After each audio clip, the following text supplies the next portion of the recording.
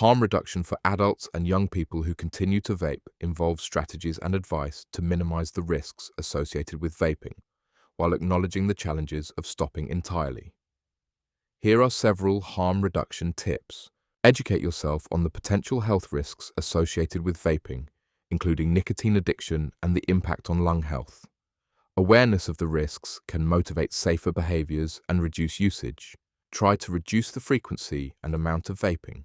Setting limits for yourself can help manage the habit and decrease exposure to harmful chemicals. Waiting as long as possible before using your vape in the morning can help reduce dependency and decrease overall daily consumption. Sharing vaping devices can spread germs and infectious diseases. Always use your own device and keep it clean to reduce the risk of infection. Using a lower voltage setting on your vaping device can reduce the amount of aerosol you inhale and may decrease the exposure to certain harmful chemicals produced during the vaping process. Do not use vaping devices that have been modified or liquids that have been mixed or altered at home. Modifications can increase the risk of exposure to harmful substances and may raise the risk of device malfunction. Be aware that weather and environmental conditions can affect your vaping experience. For instance, high temperatures can make devices overheat more quickly, potentially leading to increased exposure to harmful chemicals. Opt for e-liquids with fewer and simpler ingredients and avoid those known to contain harmful substances. Some individuals might vape in addition to smoking cigarettes as a way to reduce cigarette use. However, dual use doesn't effectively reduce health risks and can complicate efforts to quit nicotine entirely. Pay attention to any changes in your health, particularly respiratory symptoms such as coughing, wheezing, or shortness of breath, and seek medical advice if you experience these symptoms. Early detection of potential health issues can lead to better outcomes. Recognize that nicotine dependence can be linked to stress, anxiety, and other mental health challenges. Seeking support for underlying mental health issues can be an essential part of reducing or quitting vaping. If you're trying to quit vaping, seek support from friends, family, or professional services.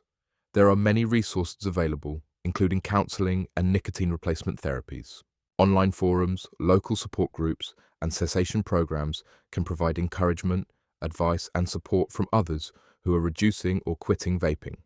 Identify situations or activities that trigger the urge to vape and try to avoid them, or replace them with healthier alternatives. This can help reduce reliance on vaping as a coping mechanism. Utilize apps designed to help reduce smoking and vaping.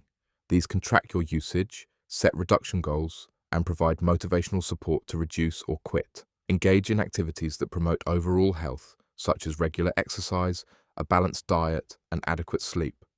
A healthy lifestyle can support efforts to reduce or quit vaping. For those trying to quit nicotine altogether, consider using nicotine replacement therapies like patches, gum, or lozenges.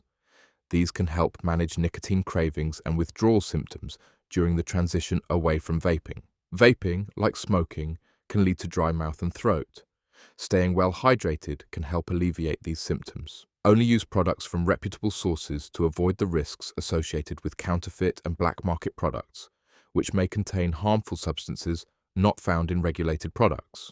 Synthetic cannabinoids, often misleadingly called spice, are chemical compounds designed to mimic the effects of THC, the psychoactive component in cannabis.